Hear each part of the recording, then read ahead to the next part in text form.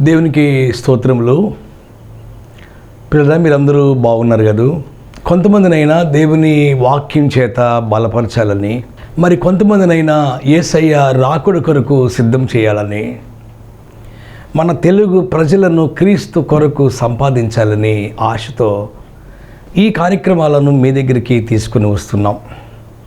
కృష్ణా జిల్లా ఆగిరిపల్లి మండలం శోభనాపురం అనే గ్రామంలో మేము దేవుని పరిచర్య చేస్తూ ఆ ప్రభుని మేము గణపరుస్తూ ఉన్నాం. పిల్లలు, ఈ టీవీ కార్యక్రమాలు ఆగిపోకుండా సాగిపోవాలని మీ ప్రార్థనలో జ్ఞాపకం చేసుకునండి. గ్రామాల్లో సేవ చేస్తున్న మాలాంటి సేవకులకు మీ చేయూతని అందించండి. రేపటి తరానికి మీరు మమ్మలను సిద్ధం చేయండి. ప్రభు మనందరినీ ఆశీర్వదించునుగాక. ఆమెన్. దేవుని వాక్యాన్ని మనం జ్ఞాపకం చేసుకుందాం. కీర్తన 90వ అధ్యాయము 12వ వచనాన్ని మనం చదువుకుందాం. మాకు జ్ఞాన హృదయము కలుగునట్లుగా చేయము, మా దినములు లెక్కించుటకు మాకు నేర్పము. పిల్లరా, ఈ ప్రార్థన దైవజనుడైనటువంటి మోషే భక్తుడు చేస్తున్నటువంటి ప్రార్థన అండి. మోషే భక్తుడు ఒక సామాన్యమైనటువంటి వ్యక్తి కాదండి, ఒక దైవజనుడైనటువంటి మోషే భక్తుడు పిల్లరా ఈ ప్రార్థన చేస్తున్నాడు. 40 సంవత్సరాలు 30 లక్షల మందిని ఐగుప్తు అనే దేశము నుండి కానాను దేశానికి నడిపించినటువంటి ఒక వ్యక్తి, దేవుని బిడ్డలారా, ఒక శక్తి దేవుని సన్నిధిలో ప్రార్థన చేస్తున్నాడు. ఏమని ప్రార్థన చేస్తున్నాడు అంటే, మాకు జ్ఞాన హృదయము కలుగునట్లుగా చేయము, మా దినములు లెక్కించుటకు మాకు నేర్పము అని ప్రార్థన చేస్తున్నాడు. పిల్లరా, ఈ ప్రార్థన చిన్న ప్రార్థన కానీ గొప్ప ప్రార్థన. ఈ ప్రార్థన చిన్న ప్రార్థన కానీ అపూర్వమైనటువంటి ప్రార్థన. ఈ ప్రార్థన చిన్న ప్రార్థనే కానీ ఆలోచింపజేసేటువంటి ప్రార్థన. ఈ ప్రార్థన పిల్లరా చిన్న ప్రార్థన కానీ ఒక వ్యత్యాసమైనటువంటి ప్రార్థన. ప్రార్థన అంటే నీ కష్టం చెప్పుకోవటమే ప్రార్థన. ప్రార్థన అంటే నీ ఇష్టం చెప్పుకోవటమే ప్రార్థన. ప్రార్థన అంటే సృష్టిని ఆపేది ప్రార్థన, సృష్టికర్తను ఆపేది కూడా ప్రార్థన అండి. దేవుని బిడ్డలారా, ఒక దైవజనుడు ఈ ప్రార్థన చేస్తున్నాడు. ఒక ఇంట్లో ఒక తల్లి చనిపోయింది. దేవుని బిడ్డలారా, పిల్లోడు రోజు స్కూల్కి వెళ్తాడు, ఇంటికి వస్తాడు. ఆ చిన్న పిల్లవాడు ఇంట్లో పండుకునే సమయంలో ఆ బెడ్రూమ్లో తన ఎదురుగా అమ్మ ఫోటో కనపడుతూ ఉంది. ఈ చిన్న పిల్లోడు తట్టుకోలేకపోతున్నాడు. అమ్మ ఫోటో చూసినప్పుడల్లా అమ్మ గుర్తుకొస్తూ ఉంది. అమ్మ పెట్టిన ముద్దు గుర్తుకొస్తుంది, అమ్మ కప్పిన దుప్పటి గుర్తుకొస్తుంది, అమ్మ చూపే ప్రేమ గుర్తుకొస్తూ ఉంది. రోజు వాళ్ళ డాడీని అడుగుతున్నాడు, డాడీ నాకు మమ్మీ కావాలి daddy, please daddy, I love you daddy, నాకు మమ్మీ కావాలి డాడీ. దేవుని బిడ్డలారా, ఒకరోజు ఈ పిల్లోడు ఏమనుకున్నాడేమో, తన పక్కనే పండుకున్న డాడీ భుజం మీద చేయేసి, డాడీ నా వైపు తిరిగి పండుకో డాడీ, నా వైపు నీవు తిరిగి పండుకో డాడీ. పిల్లరా, ఈ డాడీ తన కుమారుడు వైపు తిరిగాడండి. తన కుమారుడు భుజం మీద చేయేసి పండుకున్నాడండి. ఈ కుమారుడు ప్రశాంతంగా పండుకున్నాడండి. అప్పుడు డాడీ లేచాడు, మంచం పక్కన మోకరించాడు, ఇలా ప్రార్థన చేస్తున్నాడు. ఏమనో తెలుసున్నా ప్రభువా, నేను నా కుమారుడు వైపు ఎలా తిరిగాను దేవా, నా చిన్న కుమారుని వైపు నేను ఎలా తిరిగానో నీవు నా వైపు అలా తిరగవా, నీవు నా వైపు అలా చూడవా. పిల్లరా, ప్రార్థన మన కష్టం చెప్పుకోవటమే, ప్రార్థన మన నష్టం చెప్పుకోవటమే. దేవుని బిడ్డలారా, అలాగే ప్రార్థన మన ఆపద చెప్పుకోవటమే ప్రార్థన అండి. మోషే భక్తుడు ఈ ప్రార్థన చేస్తున్నాడు. ఏంటా ప్రార్థన అంటే, మాకు జ్ఞాన హృదయము కలుగునట్లుగా చెయ్యయ్యా, మా దినములు లెక్కించుట మాకు నేర్పు. పిల్లరా, ఎంత చక్కని ప్రార్థన అండి. మా దినాలు లెక్కించుట మాకు నేర్పు అని ప్రార్థన చేస్తున్నాడు. దేవుని బిడ్డరా, ఎంత గొప్ప వ్యక్తి అండి. 40 పగళ్ళు 40 రాత్రుల్లో సీనాయి కొండ మీద దేవునితో గడిపిన వ్యక్తి అండి.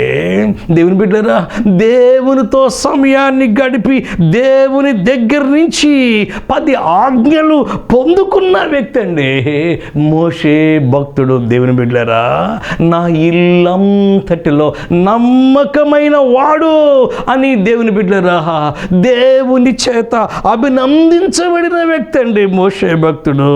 చదువుదాం సంఖ్యాకాండము 12వ అధ్యాయము 7వ వచనాన్ని చదివితే, అతడు నా ఇల్లంతటిలో నమ్మకమైన వాడు, దేవుని చేత అభినందించబడినటువంటి వ్యక్తి అండి. పిల్లరా, దేవుణ్ణి ముఖాముఖిగా చూసినటువంటి వ్యక్తి అండి. దేవుని చేత మిక్కిలి సాత్వికుడు అని పేరు పొందిన వ్యక్తి దేవుని బిడ్డరా మోషే దైవజనుడు. ఈ ప్రార్థన చేస్తున్నాడు ఏమని, మాకు జ్ఞాన హృదయము కలుగునట్లుగా చేయయ్యా, మా దినములు లెక్కించుట మాకు నేర్పు అని దేవుని బిడ్డలారా దేవుని సన్నిధిలో ప్రార్థన చేస్తున్నాడు. పిల్లరా, మనము కూడా దినములు లెక్కించాలా, మనము కూడా జ్ఞాన హృదయము కలుగునట్లుగా చెయ్యి అని దేవుని బిడ్డలారా మనము ప్రార్థించాలా. మోషే భక్తుడు ఒక్కసారే మంటను చూశాడండి. పొద మండుతుంది, అది కాలిపోవట్లేదు. దేవుని బిడ్డలారా, ఒక్కసారే మంటను చూశాడు. కానీ మోషేలో ఉన్న మంటను దేవుని బిడ్డలారా ఇజ్రాయేలీ ప్రజలు 40 సంవత్సరాలు చూశారండి. దేవుని బిడ్డలారా, మా భక్తుడు చేసిన ప్రార్థన ఏమిటి అంటే, మాకు జ్ఞాన హృదయము కలుగునట్లుగా చేయయ్యా, మా దినములు లెక్కించుట మాకు నేర్పు. దేవుని బిడ్డలారా, మనకు జ్ఞాన హృదయం కావాలండి. ఈనాడు ప్రపంచంలో అన్ని జ్ఞానాలు ఉన్నాయండి. వైద్య జ్ఞానం ఉంది, అంతరిక్ష జ్ఞానం ఉంది, కంప్యూటర్ జ్ఞానం ఉంది, ఆరోగ్య జ్ఞానం ఉంది, శాస్త్ర జ్ఞానం ఉంది, చంద్ర మండలం మీదకి వెళ్ళే జ్ఞానం ఉంది. కానీ దేవుని బిడ్డలారా, మనిషికి అన్ని జ్ఞానాలు ఉన్నాయి. రూపాయిని ఎలా సంపాదించాలో జ్ఞానం ఉంది, పొదుపు ఎలా చేయాలో జ్ఞానం ఉంది, రూపాయి రూపాయి రూపాయి రూపాయి కూడబెట్టి దేవుని బిడ్డలారా ఎంత గొప్ప స్థాయికి వెళ్ళాలో ఈనాడు మనుషులకి జ్ఞానం ఉంది. కానీ దేవుని బిడ్డలారా, పరలోక రాజ్యానికి వెళ్ళే జ్ఞానం ఈనాడు చాలా మందిలో కనపడతలేదండి. అందుకే దైవజనుడైన మోషే, ప్రభువా మాకు జ్ఞాన హృదయము కలుగున్నట్లుగా చెయ్యి అని ప్రార్థన చేస్తున్నాడు. మా దినాలు సమయాన్ని లెక్కించే జ్ఞానము దేవుని బిడ్డలారా మాకు కావాలి అని ప్రార్థన చేస్తున్నాడు. ఒక రోజున దేవుని బిడ్డలారా రూపాయిని సంపాదించే జ్ఞానం ఉంది, కానీ దేవుని జ్ఞానం ఈనాడు చాలా మందికి లేదు. దేవుని బిడ్డలారా, రూపాయి రూపాయి నువ్వేం చేస్తావు అని అడిగాడట ఒక ఆయన.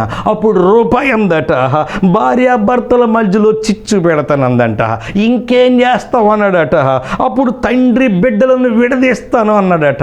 అప్పుడు మళ్ళీ అడుగుతున్నాడట, రూపాయి రూపాయి ఇంకా నువ్వేం చేస్తావంటే ఆ రూపాయి అందట, అన్నదమ్ముల మధ్య వైరం పెడతానందట. ఇంకేం చేస్తావంటే అప్పుడు ఆ రూపాయి అందంట, సత్య హరిశ్చంద్రుడితో అబద్ధాడిస్తానందట. పిల్లరా, ఈనాడు మనిషికండి రూపాయి రూపాయి కూడబెట్టే జ్ఞానం ఉంది, అది మనకు కావాలి దేవుని బిడ్డలారా. కానీ దైవీకమైనటువంటి జ్ఞానం కావాలండి. ఈనాడు మనుషులకి దేవుని బిడ్డలారా అన్ని రకాల జ్ఞానం ఉందండి. ఒక ఆయన బంక మట్టిని పిసికాడు, దాన్ని ఒక పావురంగా చేశాడు, దానికి చక్కని రంగుని అద్ది 200 రూపాయలకి అమ్ముతూ ఉన్నాడు. అబ్బా, ఏమి జ్ఞానం అండి! ఈనాడు మనుషులకు ప్రియులరా అన్ని జ్ఞానం ఉంది, కానీ దినాలు లెక్కించే జ్ఞానం లేదండి. ఈనాడు సమయాన్ని లెక్కించే జ్ఞానం ఈనాడు చాలా మందికి లేదండి. మనిషట దేవుని బిడ్డ ధనాన్ని లెక్క పెడతాడట, మనిషి డబ్బును లెక్క పెడతాడు, మన ఆయుష్ని లెక్క పెడతాడు. కాబట్టి ఈరోజు మీకు నాకు 4 రకాలైన జ్ఞానం కావాలని దేవుని యొక్క వాక్యం సెలవిస్తూ ఉంది. దేవుని బిడ్డరా, మనకి 4 రకాలైన జ్ఞానం కావాలి. ఒక పెద్ద మనిషి ఒక నది దాడుతూ ఉన్నాడు. ఒక పెద్ద అయినా దేవుడు నాకు చాలా జ్ఞానం ఉంది, నేను ఎవరినైనా ఓడించగలను, నేను సూపర్ అనుకున్నటువంటి వ్యక్తి ఒక నదిని దాడుతున్నాడు. నదిని దాటాలంటే ఒక చిన్న పడవ ఎక్కాడు. ఆ పడవ నడిపే ఆయనతో అంటున్నాడు, బాబు నీకు గణిత శాస్త్రం తెలుసా? ఆ పడవ నడిపేవాడు అంటున్నాడు, నాకు తెలియదయ్యా. నీకు సామాన్య శాస్త్రం తెలుసా అన్నాడు. ఆ పడవ నడిపేవాడు అంటున్నాడు, నాకు తెలియదయ్యా. నీకు తత్వశాస్త్రం తెలుసా అంటున్నాడు, అయ్యా నాకు తెలియదు అన్నాడు. దేవుని బిడ్డలు ఏమైందో ఏమో, ఆ చిన్న పడవకు రంధ్రం పడింది, ఆ రంధ్రంలోంచి నీళ్లు వచ్చేస్తున్నాయి. అప్పుడు ఆ పడవ నడిపే ఆయన అన్నాడు, ఏమండి పెద్దయినా నీకు ఈత శాస్త్రం తెలుసా అన్నాడు, నాకు తెలియదు అన్నాడు. అప్పుడు ఆయన అన్నాడు, నీకు గణిత శాస్త్రం తెలిసినా, నీకు తత్వశాస్త్రం తెలిసినా, నీకు భౌతిక శాస్త్రం తెలిసినా, నీకు సామాన్య శాస్త్రం తెలిసినా, ఇప్పుడు గనక ఈత శాస్త్రం తెలియకపోతే నువ్వు మునిగిపోతావు. దేవుని బిడ్డలారా, మనం పరలోకానికి వెళ్ళాలి అంటే, యుగ యుగాలు ఆ దేవునితో ఉండాలి అంటే, దేవుని బిడ్డలారా నువ్వు నేను 4 విషయాలు మనం తెలుసుకోవాలా. 4 రకాల జ్ఞానాన్ని మనము తెలుసుకోవాలా. కీర్తన 31వ అధ్యాయము 15వ వచనాన్ని పిల్లరా మనం జ్ఞాపకం చేసుకుంటే, నా కాలగతులు నీ వశములో ఉన్నవి.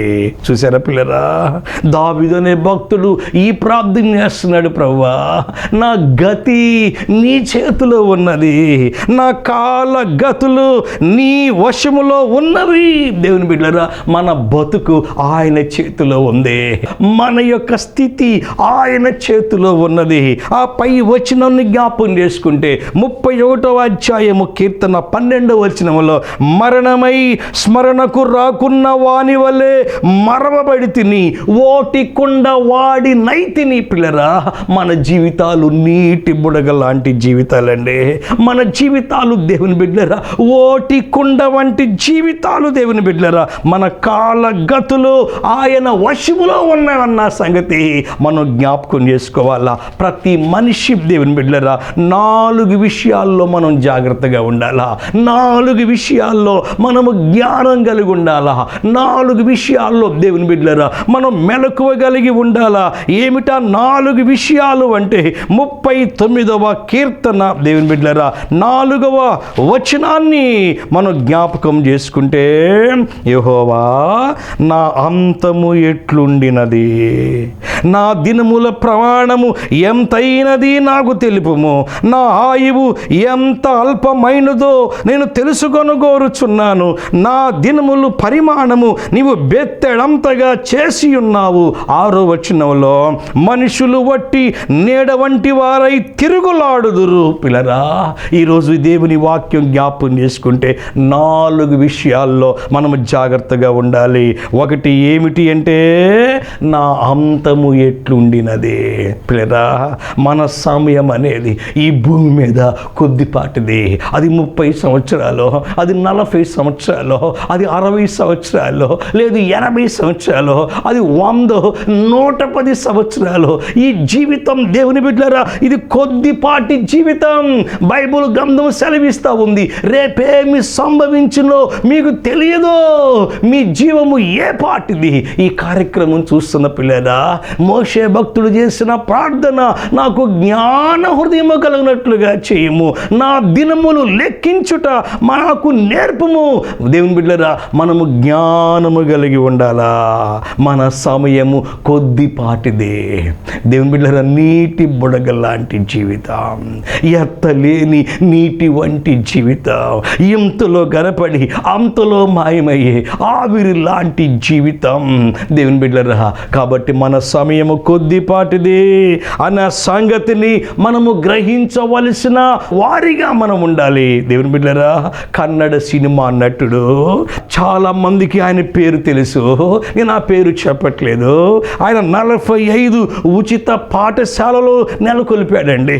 12 అనాథ ఆశ్రమాలు ఏర్పాటు చేశాడండి. 16 వృద్ధాశ్రమాలు ఏర్పాటు చేశాడండి.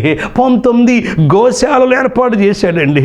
1800 మందికి ఉచితంగా విద్యను దేవుని బిడ్డలారా అందిస్తూ ఉన్నాడండి.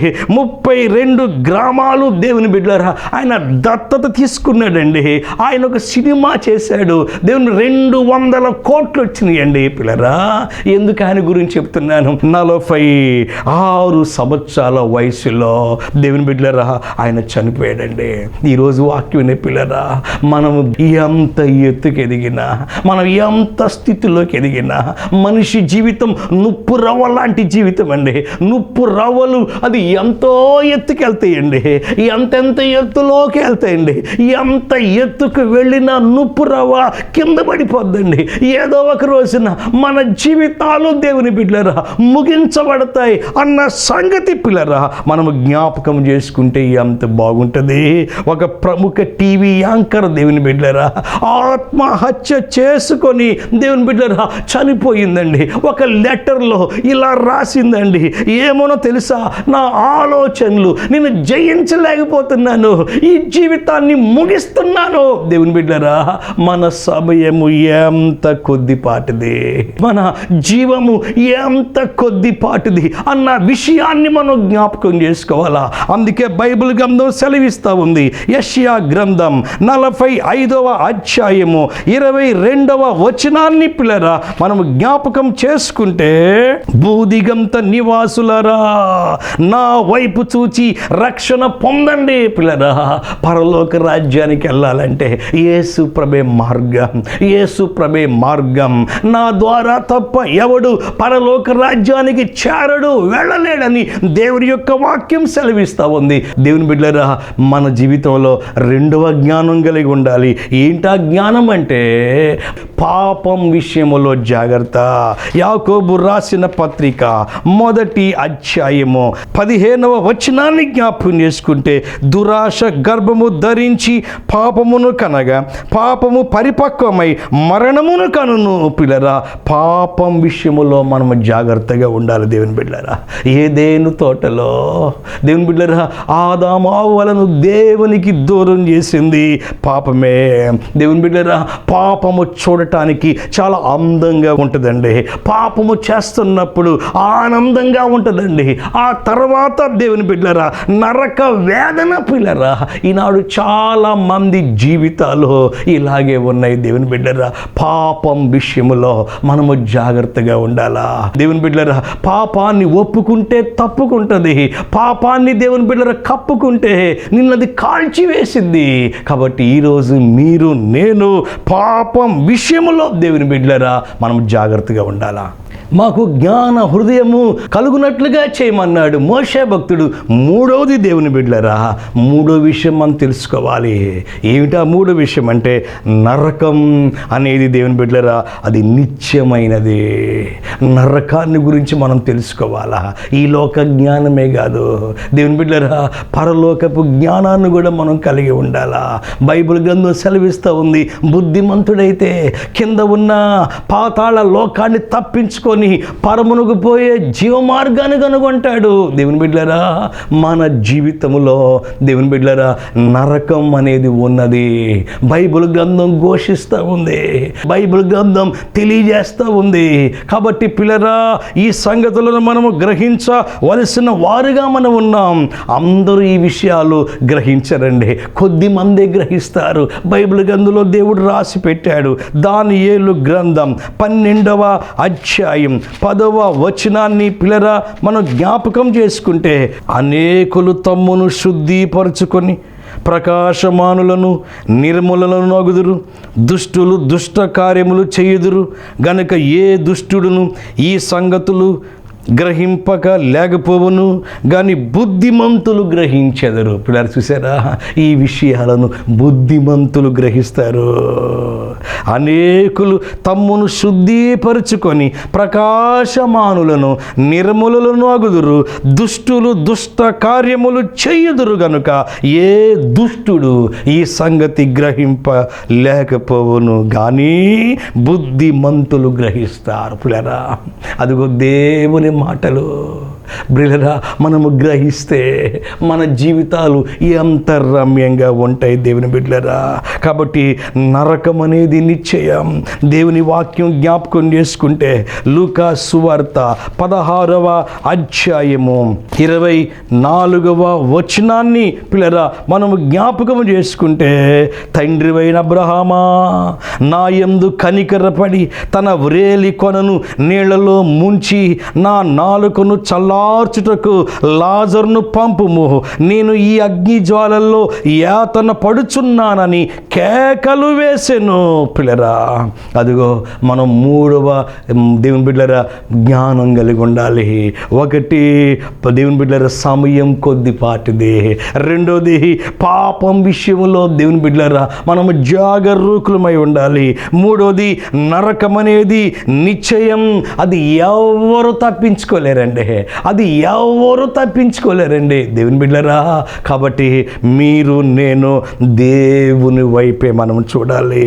బైబిల్ గ్రంథంలో పరలోక రాజ్యం గురించి క్రొత్త నిబంధన గ్రంథంలో 24 సార్లు దేవుడు రాసి పెట్టాడండి. దేవుని బిడ్డలు బైబిల్ గ్రంథంలో కొత్త నిబంధన గ్రంథంలో నరకం గురించి 56 సార్లు రాశారండి. పిల్లరా, మనము దేవునికి భయపడాలా. నరకం అనేది ఉంది అన్న సంగతి మనము గ్రహించాలా. దేవుని బిడ్డలరా, మనం ఇష్టం వచ్చినట్లుగా, మనం నచ్చినట్లుగా మనము జీవించకూడదు. దేవుని ఇష్టం ఏమిటో దేవుని బిడ్డలరా మనము తెలుసుకోవాలా. ఆ దేవుని మనము వెంబడించాలా. దేవుని బిడ్డలరా, 2వ ప్రపంచ యుద్ధంలో అమెరికా దేశం జపాన్ దేశం మీదకి అణుబాంబులు వేసింది. మనలో చాలా మందికి తెలుసు, హీరోషిమా నాగసాకి పట్టణాలు కాలి బూడిదైపోయినాయండి. ఇప్పటికీ కూడా దేవుని బిడ్డలరా ఆ నేల మీద గరిక మొలవట్లేదండి. దేవుని బిడ్డలరా, ఆ హైడ్రోజన్ బాంబు వేసినప్పుడు వచ్చిన ఆజ్ఞను తెలిసిన, బాంబులు ఇసరండి, బాంబులు వేయండి, వెనక్కి చూడొద్దు. దేవుని బిడ్డలరా, అదిగో 2వ ప్రపంచ యుద్ధంలో అమెరికా దేశం జపాన్ దేశం మీదకి బాంబులు వేసే ముందు ఆ సైనికులకు చెప్పిన ఆజ్ఞ, ఆ బాంబు ఇసరండి, మీకు ఎంత బలం ఉందో, మీకు ఎంత శక్తి ఉందో వేయండి, కానీ వెనక్కు చూడొద్దు. మీకు ఒక మాట చెప్పిన, వెనక్కు చూసిన వాళ్ళు పిచ్చోళ్ళు అయ్యారండి, వెనక్కు చూసిన వాళ్ళు వెర్రోళ్ళు అయ్యారండి, వెనక్కు చూసిన వాళ్ళు జ్ఞాపక శక్తిని కోల్పోయారండి. మానవుడు తయారు చేసిన బాంబే వేసి వెనక్కు చూసిన వాళ్ళు పిచ్చోళ్ళు అయితే దేవుని బిడ్డలరా, అదిగో ఒకవేళ మీరు నేను నరకానికి వెళితే దేవుని బిడ్డలరా మన జీవితాలు ఎంత ఘోరమండి. దేవుని బిడ్డలరా, దీపం ఉండగానే ఇల్లు చక్క పెట్టుకోవాలండి, దేవుడిచ్చిన రక్షణను పొందుకోవాలండి. ఇంత గొప్ప రక్షణ నిర్లక్ష్యం చేస్తే మనము తప్పించుకోలేం. 4వ సంగతి ఏమిటి అంటే దేవుని బిడ్డలారా, పరలోకం అనేది అది నిశ్చయం. బైబిల్ గ్రంథం ఘోషిస్తూ ఉంది. బాప్తిస్మిచ్చే యోహాను కూడా పిల్లరా తాను సేవా ప్రారంభంలో చెప్పిన మాట ఏమిటి అంటే, మత్తయి సువార్త 3వ అధ్యాయము 2వ వచనం, పరలోక రాజ్యము సమీపించింది, మారు మనసు పొందండని యోదయ అరణ్యములో ప్రకటించుచుండెను. దేవుని బిడ్డలారా, బాప్తిస్మిచ్చే యోహాను పరలోక రాజ్యం గురించి చెప్పాడండి. ఆ పరలోక రాజ్యానికి వెళ్ళాలి అంటే మారు మనసు పొందాలి. దేవుని పరలోకం అనేది నిశ్చయం. యేసు ప్రభు తన సేవను ప్రారంభించినప్పుడు కూడా దేవుని పరలోక రాజ్యం గురించే ప్రభు వారు చెప్పారండి. మత్తయి సువార్త 4వ అధ్యాయము 17వ వచనాన్ని చదివితే, యేసు పరలోక రాజ్యము సమీపించి ఉన్నది గనుక మారు మనసు పొందుడని చెప్పుచు ప్రకటింప మొదలుపెట్టెను. అంత మాత్రమే కాదు, యేసు ప్రభు శిష్యులు కూడా పరలోక రాజ్యం గురించి చెప్పారు. పిల్లరా, మన జీవితం కొద్దిపాటిది అన్న సంగతి మనం గ్రహించాలా. రెండవది, పాపం విషయములో జాగ్రత్త. దేవుని బిడ్డలారా, ఆ విషయాన్ని మీరు నేను గ్రహించాలా. మూడవది, నరకం అనేది నిశ్చయం.